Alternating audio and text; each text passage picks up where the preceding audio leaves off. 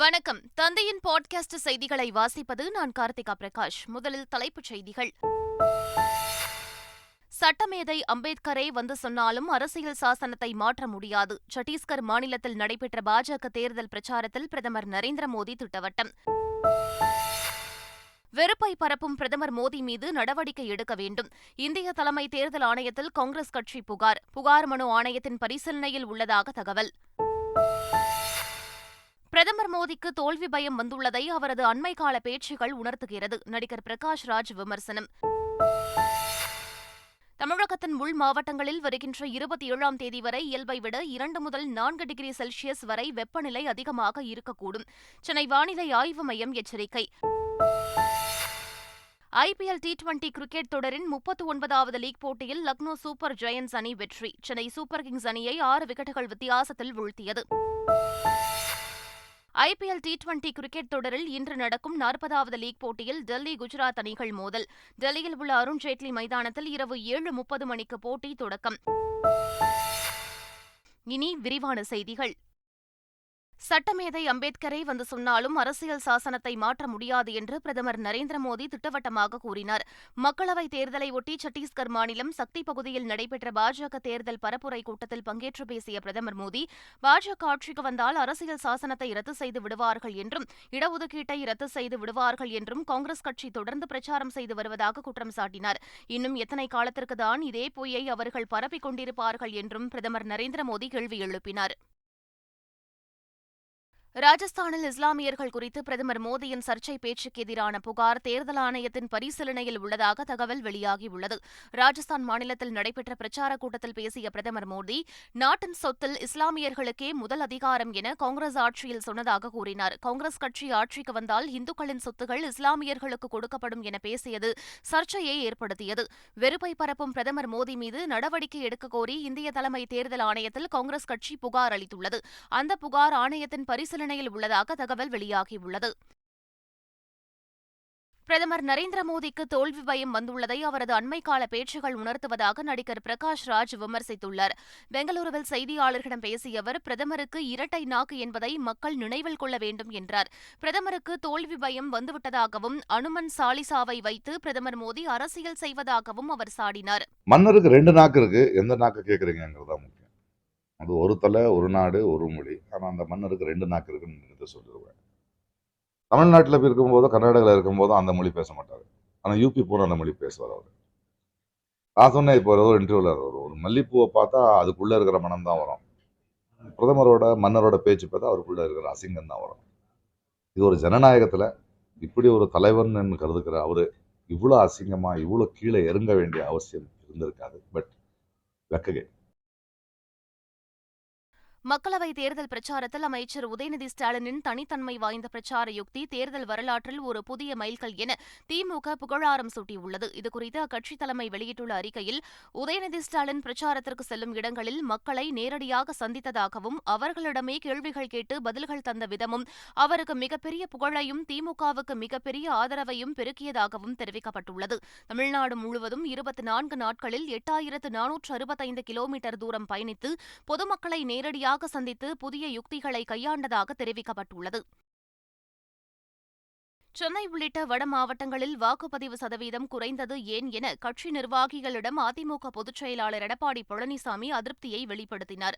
மக்களவைத் தேர்தல் நடைபெற்று முடிந்த நிலையில் சென்னை மண்டல பொறுப்பாளர்கள், மாவட்ட செயலாளர்கள் உள்ளிட்டோருடன் அதிமுக பொதுச் செயலாளர் எடப்பாடி பழனிசாமி ஆலோசனை மேற்கொண்டார். அப்போது சென்னை உள்ளிட்ட வட மாவட்டங்களில் வாக்குப்பதிவு சதவீதம் குறைந்தது ஏன் என கேள்வி எழுப்பியதோடு, வாக்காளர் பட்டியலில் உள்ள குளறுபடிக்கு உரிய முக்கியத்துவம் கொடுக்கவில்லை என கூறி நிர்வாகிகளை கண்டித்ததாக தெரிகிறது. ராகுல் காந்தி ஒரு பக்குவமற்ற அரசியல்வாதி என்று கேரள முதலமைச்சர் பினராயி விஜயன் கடுமையாக விமர்சித்துள்ளார். கண்ணூரில் செய்தியாளர்களை சந்தித்த பினராயி விஜயன், நாட்டில் பல தீவிர அரசியல் முன்னேற்ற விஷயங்கள் நடந்து கொண்டிருக்கும்போது ராகுல் காந்தி இந்தியாவில் இருப்பது இல்லை என்று தெரிவித்துள்ளார். கேரளாவுக்கு மத்திய விசாரணை அமைப்புகளுக்கு ஆதரவாக ராகுல் காந்தி கருத்துக்களை தெரிவித்திருப்பது அவர் பக்குவமற்றவர் என்பதை காட்டுவதாகவும் விமர்சித்துள்ளார். மேலும் ராகுல் காந்தி ஒரு தீவிர அரசியல்வாதியே இல்லை என்றும் பினராயி விஜயன் சாடினார். கேரள மாநிலம் வயநாடு தொகுதியில் காங்கிரஸ் எம்பி ராகுல் காந்தியை எதிர்த்து போட்டியிடும் இந்திய கம்யூனிஸ்ட் கட்சி வேட்பாளர் ஆனி ராஜா மீது தேர்தல் ஆணையத்தில் புகார் அளிக்கப்பட்டுள்ளது. ஆனி ராஜாவுக்கு ஆதரவாக இடதுசாரி மாணவர் அமைப்பு கடந்த 20ஆம் தேதி நடத்திய பேரணியில் 10 வயதுக்கு உட்பட்ட சிறார்கள் கலந்து கொண்டதாக கூறப்படுகிறது. இது தேர்தல் நடத்தை விதிகளை மீறிய செயல் என்று தெரிவித்துள்ள தேசிய ஜனநாயக கூட்டணி ஆனி ராஜா மீது தேர்தல் ஆணையத்தில் புகார் அளித்துள்ளது. புகார் தொடர்பான வீடியோ காட்சியையும் அவர்கள் கொடுத்துள்ளனர். கேரளாவில் தேர்தல் பிரச்சாரம் இன்று மாலையுடன் ஓய்வு பெறுவதால் அரசியல் கட்சியினர் தீவிர வாக்கு சேகரிப்பில் ஈடுபட்டுள்ளனர். கேரள மாநிலத்தில் உள்ள 20 மக்களவைத் தொகுதிகளுக்கான தேர்தல் வருகிற 26ஆம் தேதி ஒரே கட்டமாக நடைபெறவுள்ளது. 20 தொகுதிகளிலும் மொத்தமாக 194 பேர் போட்டியிடுகின்றனர். ஐக்கிய ஜனநாயக முன்னணி, இடதுசாரி ஜனநாயக முன்னணி, தேசிய ஜனநாயக கூட்டணி ஆகிய 3 கூட்டணிகளும் அனைத்து தொகுதிகளிலும் போட்டியிடுவதால் நேரடியாக மும்முனை போட்டி நிலவுகிறது. இதனால் வேட்பாளர்கள், கட்சித் தலைவர்கள் தீவிரமாக பிரச்சாரத்தில் ஈடுபட்டுள்ளனர். மக்களவைத் தேர்தலில் பதிவாகும் வாக்குகளுடன் விவிபேடுகளையும் சரிபார்க்க கோரும் பொதுநல மனுக்கள் மீது உச்சநீதிமன்றம் இன்று உத்தரவு பிறப்பிக்கவுள்ளது. கேரள மாநிலம் காசர்கோட்டில் வைக்கப்பட்ட மாதிரி வாக்குப்பதிவு எந்திரத்தில் பாஜகவுக்கு கூடுதல் வாக்குகள் பதிவானதை சுட்டிக்காட்டி விவிபேடுகளையும் சரிபார்க்க கோரி பொதுநல மனுக்கள் தாக்கல் செய்யப்பட்டன. இந்த மனுக்களை உச்சநீதிமன்ற நீதிபதிகள் சஞ்சீவ் கண்ணா, தீபாங்கர் தத்தா ஆகியோர் அடங்கிய அமர்வு கடந்த 18ஆம் தேதி விசாரித்தது. அப்போது இருதரப்பு வாதங்களையும் கேட்ட நீதிபதிகள் தீர்ப்பை தேதி குறிப்பிடாமல் ஒத்திவைத்தனர். இந்நிலையில் இன்று இந்த மனுக்கள் மீதான தீர்ப்பை இன்று வழங்க உள்ளனர். வடதமிழகம் மற்றும் உள் மாவட்டங்களில் வெப்ப அலை வீசக்கூடும் என வானிலை ஆய்வு மையம் எச்சரிக்கை விடுத்துள்ளது. வடதமிழகம் மற்றும் உள் மாவட்டங்களில் இன்று வெப்ப அலை வீச வாய்ப்புள்ளதாக சென்னை வானிலை ஆய்வு மையம் எச்சரிக்கை விடுத்துள்ளது. மேலும் தமிழகத்தின் உள் மாவட்டங்களில் வருகிற 27ஆம் தேதி வரை இயல்பை விட 2 முதல் 4 டிகிரி செல்சியஸ் வரை வெப்பநிலை அதிகமாக இருக்கக்கூடும் என்றும் தெரிவிக்கப்பட்டுள்ளது. மேலும் சென்னையை பொறுத்தவரை இன்று 28 முதல் 37 டிகிரி செல்சியஸ் வரை வெப்பநிலை பதிவாகும் என்றும் வானிலை மையம் குறிப்பிட்டுள்ளது. கோடை காலத்தில் தடையில்லாத குடிநீர் வழங்குவது தொடர்பாக தலைமை செயலாளர் சிவ்தாஸ் மீனா தலைமையில் ஆலோசனைக் கூட்டம் நடைபெற்றது. வெப்பத்தின் தாக்கம் அதிகரித்து வரும் நிலையில் ஏரிகள் மற்றும் குளங்களில் நீர் இருப்பு சற்று குறையத் தொடங்கியுள்ளது. இந்நிலையில் சென்னை தலைமை செயலகத்தில் காணொலி காட்சி வாயிலாக நடைபெற்ற கூட்டத்தில் நகராட்சி முதன்மை செயலாளர் கார்த்திகேயன் மற்றும் 12 மாவட்ட ஆட்சித்தலைவர்கள் கலந்து கொண்டனர். இந்நிலையில் கோடை காலத்தில் ஏற்படும் குடிநீர் பற்றாக்குறையை சமாளித்து தடையில்லாமல் குடிநீர் வழங்குவது, நிலுவையில் உள்ள கூட்டு குடிநீர் திட்டம் குறித்து ஆலோசிக்கப்பட்டது. சென்னை ரயிலில் 4 கோடி ரூபாய் பறிமுதல் செய்யப்பட்ட விவகாரத்தில் நயினார் நாகேந்திரனின் உறவினர் முருகன் தாம்பரம் காவல் நிலையத்தில் நேரில் ஆஜராகி எழுத்துப்பூர்வ வாக்குமூலம் அளித்தார். இந்த வழக்கில் நேரில் ஆஜராக பாஜக வேட்பாளர் நயினார் நாகேந்திரன் 10 நாள் அவகாசம் கேட்டு கடிதம் அனுப்பியுள்ளார். அதனைத் தொடர்ந்து அவரின் உறவினரான முருகன் உட்பட நிறுவனத்தில் பணிபுரியும் ஜெய்சங்கர், ஆசை தம்பி ஆகியோரையும் தாம்பரம் காவல் நிலையத்தில் விசாரணைக்கு ஆஜராகும்படி சம்மன் அனுப்பப்பட்டிருந்தது. இந்நிலையில் நேற்று காலை ஆசை தம்பி, ஜெய்சங்கர் இருவரும் போலீஸ் விசாரணைக்கு நேரில் ஆஜராகினர். டெல்லி ஜந்தர் மந்தரில் தமிழக விவசாயிகள் சங்க தலைவர் ஐயாக்கண்ணு தலைமையில் போராட்டம் நடத்த குவிந்தனர். சில ஆண்டுகளுக்கு முன் டெல்லி ஜந்தர் மந்தரில் விவசாயிகள் சங்க தலைவர் ஐயாக்கண்ணு தலைமையில் தமிழக விவசாயிகள் போராட்டம் நடத்தினர். இந்நிலையில் அந்த விவசாயிகள் குழு மீண்டும் போராட்டம் நடத்த டெல்லி சென்றது. சாதிவாரி கணக்கெடுப்பு, குறைந்தபட்ச ஆதார விலை, விவசாய கடன் தள்ளுபடி உள்ளிட்ட கோரிக்கைகளை வலியுறுத்தியுள்ளனர். போலீசார் அவர்களை அங்கு போராட அனுமதிக்காததால் அங்கிருந்த சாலையின் முனைக்கு வந்து மண்டை ஓடுகளை ஏந்தியபடி போராட்டம் நடத்தினர்.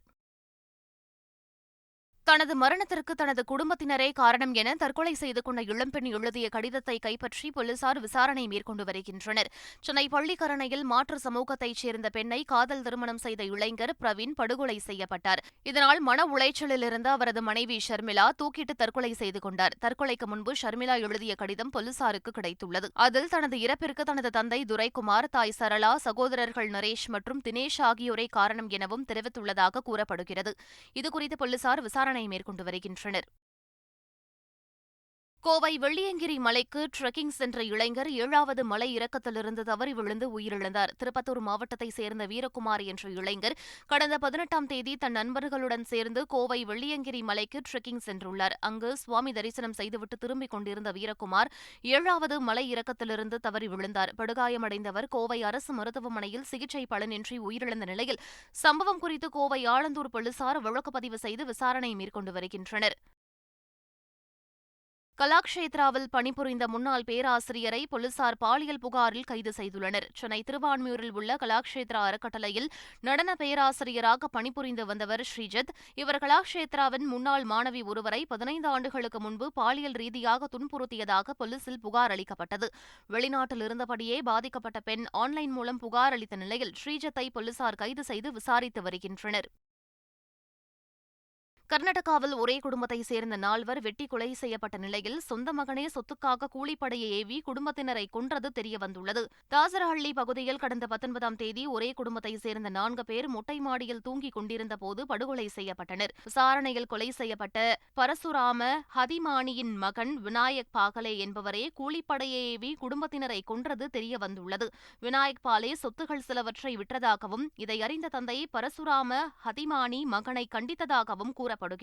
இதனால் ஆத்திரமடைந்த விநாயக் பாலே கூலிப்படையினரை ஏவி குடும்பத்தினரை கொன்றது அம்பலமானது. இதையடுத்து விநாயக் பாலே உட்பட கூலிப்படையினர் 8 பேர் கைது செய்யப்பட்டுள்ளனர். கேரள மாநிலம் களமச்சேரியில் 8 பேரை பலி கொண்ட குண்டுவெடிப்பு வழக்கில் போலீசார் குற்றப்பத்திரிகை தாக்கல் செய்தனர். கடந்த அக்டோபர் 29ஆம் தேதி கிறிஸ்தவ பிரார்த்தனை கூட்டத்தில் அடுத்தடுத்து 3 முறை குண்டுகள் வெடித்தன. இதில் 8 பேர் பலியாகினர். 50க்கும் மேற்பட்டோர் காயமடைந்தனர். இந்த வழக்கில் போலீசார் குற்றப்பத்திரிகை தாக்கல் செய்தனர். அதில் தம்மானம் பகுதியைச் சேர்ந்த மார்டின் டொமினிக் என்பவர் மட்டுமே குற்றவாளி என்று தெரிவிக்கப்பட்டுள்ளது. தென்னிந்திய நடிகர் சங்கத்தின் புதிய கட்டடப் பணிகளை தொடர்வதற்காக நடிகரும் சங்க உறுப்பினருமான சிவகார்த்திகேயன் 50 லட்சம் ரூபாய் வழங்கியுள்ளார். அந்த தொகைக்கான காசோலையை நடிகர் சங்கத்தின் தலைவர் நாசர், பொருளாளர் கார்த்தி ஆகியோரிடம் வழங்கினார். 50 லட்சம் ரூபாய் வழங்கியுள்ள சிவகார்த்திகேயனுக்கு தென்னிந்திய நடிகர் சங்கம் நன்றி தெரிவித்துள்ளது. நடிகர் சல்மான்கான் வீட்டில் துப்பாக்கிச்சூடு நடத்த பயன்படுத்தப்பட்ட 2 துப்பாக்கிகள் குஜராத் மாநிலம் சூரத் ஆற்றில் கண்டுபிடிக்கப்பட்டுள்ளது. கடந்த ஏப்ரல் 14ஆம் தேதி நடிகர் சல்மான்கான் வீட்டிற்கு வெளியே துப்பாக்கிச்சூடு நடத்திய 2 போலீசார் கைது செய்தனர். மேலும் அவர்களிடம் நடத்திய விசாரணையில் 2 துப்பாக்கிகளை பயன்படுத்தியதாகவும் அது சூரத் ஆற்றில் வீசப்பட்டதாகவும் தெரியவந்துள்ளது. இதனையடுத்து சூரத் ஆற்றில் இருந்து துப்பாக்கிகளை மும்பை குற்றப்பிரிவு போலீசார் கண்டுபிடித்தனர். 12 வயதுக்கு உட்பட்ட குழந்தைகளை பெற்றோர் அருகே அமர்ந்து பயணிக்க விமான நிறுவனங்கள் அனுமதிக்க வேண்டும் என்று விமான போக்குவரத்துத்துறை இயக்குநரகம் அறிவுறுத்தியுள்ளது. இதுகுறித்து பல்வேறு புகார்கள் இயக்குநரக கவனத்திற்கு வந்துள்ளதாக தெரிவிக்கப்பட்டுள்ளது. எதிர்காலத்தில் இதுபோன்ற சூழ்நிலையை தவிர்க்க 12 வயது வரையிலான குழந்தைகளுக்கு ஒரே PNR-இல் பயணிக்கும் பெற்றோர் அல்லது கார்டியனுடன் குறைந்தபட்சம் ஒருவருக்கு அருகே இருக்கைகள் ஒதுக்கப்படுவதை விமான நிறுவனங்கள் உறுதி செய்ய வேண்டும் என்று உத்தரவிடப்பட்டுள்ளது. சென்னை சூப்பர் கிங்ஸ் அணியை லக்னோ சூப்பர் ஜெயின்ஸ் அணி 6 விக்கெட்டுகள் வித்தியாசத்தில் வீழ்த்தியது. சென்னை சேப்பாக்கம் மைதானத்தில் IPL தொடரின் 39வது லீக் போட்டி நடைபெற்றது. டாஸ் வென்ற லக்னோ அணி பந்துவீச்சை தேர்வு செய்தது. இதையடுத்து களமிறங்கிய CSK அணி 4 விக்கெட்டுகள் இழப்பிற்கு 210 ரன்களை குவித்தது. 211 ரன்களை இலக்காக கொண்டு களமிறங்கிய லக்னோ அணி 19.3 ஓவர்களில் 213 ரன்களை குவித்து 6 விக்கெட்டுகள் வித்தியாசத்தில் வெற்றி பெற்றது. IPL T20 கிரிக்கெட் தொடரில் இன்று நடக்கும் 40வது லீக் போட்டியில் ரிஷப் பண்ட் தலைமையிலான டெல்லி அணியும் சுப்மன் கில் தலைமையிலான குஜராத் அணியும் மோதுகின்றன. டெல்லியில் உள்ள அருண்ஜேட்லி மைதானத்தில் இரவு 7:30 மணிக்கு இந்த போட்டி தொடங்குகிறது. பிளே ஆஃப் வாய்ப்பை தக்க வைத்துக் கொள்ள அனைத்து அணிகளும் தீவிரம் காட்டி வரும் நிலையில் இன்றைய போட்டியில் விறுவிறுப்புக்கு பஞ்சம் இருக்காது என்றே எதிர்பார்க்கப்படுகிறது. IPL புள்ளிப்பட்டியலில் 14 புள்ளிகளுடன் ராஜஸ்தான் ராயல்ஸ் முதலிடத்தில் நீடிக்கிறது. தலா 10 புள்ளிகளுடன் ரன் ரேட் அடிப்படையில் கொல்கத்தா 2ஆம் இடத்திலும், ஹைதராபாத் 3ஆம் இடத்திலும், லக்னோ 4ஆம் இடத்திலும் உள்ளன. 8 புள்ளிகள் வைத்துள்ள சென்னை அணி நேற்றைய தோல்வியின் காரணமாக 5ஆம் இடத்திற்கு தள்ளப்பட்டுள்ளது. அதே 8 புள்ளிகளுடன் ரன் ரேட் அடிப்படையில் குஜராத் 6ஆம் இடத்தில் உள்ளது. மும்பை, டெல்லி அணிகள் 6 புள்ளிகளுடன் 7 மற்றும் 8ஆம் இடத்திலும், பஞ்சாப் அணி 4 புள்ளிகளுடன் 9ஆம் இடத்திலும் உள்ளன. இதுவரை விளையாடிய 8 போட்டிகளில் ஒன்றில் மட்டுமே வெற்றி பெற்று 2 புள்ளிகளுடன் பெங்களூரு அணி கடைசி இடத்தில் இருக்கிறது. மீண்டும் தலைப்புச் செய்திகள். சட்டமேதை அம்பேத்கரே வந்து சொன்னாலும் அரசியல் சாசனத்தை மாற்ற முடியாது. சத்தீஸ்கர் மாநிலத்தில் நடைபெற்ற பாஜக தேர்தல் பிரச்சாரத்தில் பிரதமர் நரேந்திர மோடி திட்டவட்டம். வெறுப்பை பரப்பும் பிரதமர் மோடி மீது நடவடிக்கை எடுக்க வேண்டும். இந்திய தலைமை தேர்தல் ஆணையத்தில் காங்கிரஸ் கட்சி புகார் மனு ஆணையத்தின் பரிசீலனையில் உள்ளதாக தகவல். பிரதமர் மோடிக்கு தோல்வி பயம் வந்துள்ளதை அவரது அண்மை கால பேச்சுகள் உணர்த்துகிறது. நடிகர் பிரகாஷ் ராஜ் விமர்சனம். தமிழகத்தின் உள் மாவட்டங்களில் வருகின்ற 27ஆம் தேதி வரை இயல்பை விட 2 முதல் 4 டிகிரி செல்சியஸ் வரை வெப்பநிலை அதிகமாக இருக்கக்கூடும். சென்னை வானிலை ஆய்வு மையம் எச்சரிக்கை.